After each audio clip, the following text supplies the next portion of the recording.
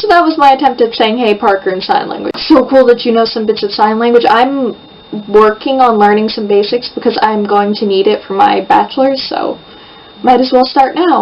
I'm just like learning the basics. Like I can ask what someone's name is and say my name. One of my cousins actually works with deaf and hearing impaired and speech impaired populations as part of her job. I don't know exactly what she does. I think she like teaches them.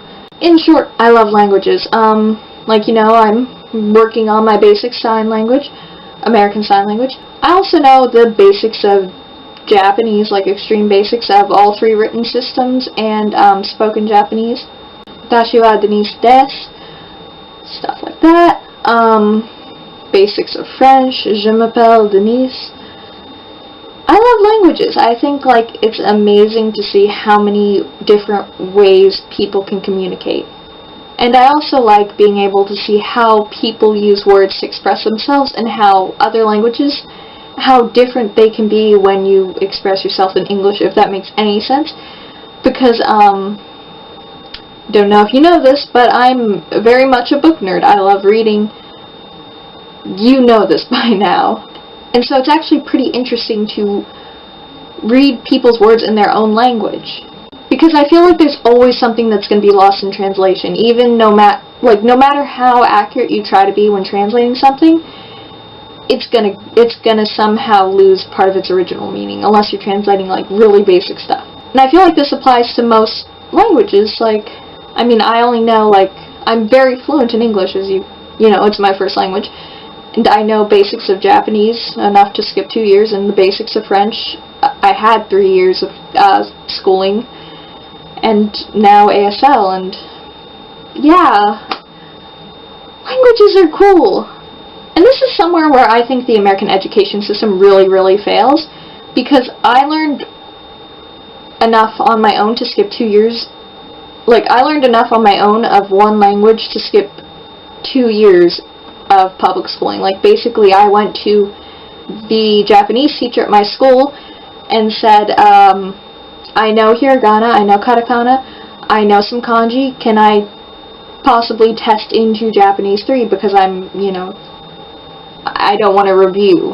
And I tested in, and yeah, I fit in perfectly, and I was basically at the level of the 3rd year Japanese students. There were some students who actually knew what they were doing, and then there were students who basically knew absolutely nothing in the language. But then I've had friends online who come from different countries, and they speak English very fluently when, you know, Spanish or French is their native language, and I only hope that one day I can be like as fluent as some of these people are. And I think my Japanese and French are probably on about 1st or 2nd grade level.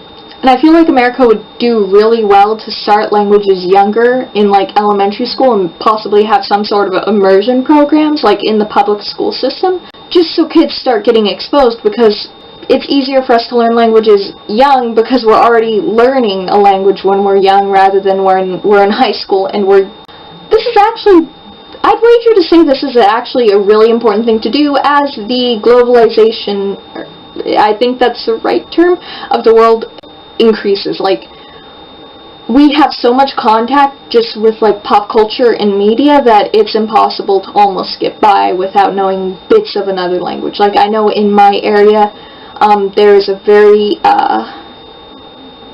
large Spanish-speaking population, which is why I regret not taking Spanish like 8 years ago now and just never learning it. So there's that. I'm not gonna lie, I did take Japanese because I was an anime nerd.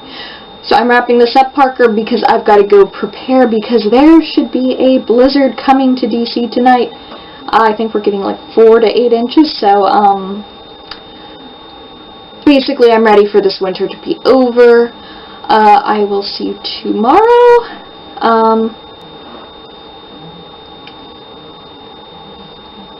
I'll get better as time goes on, promise.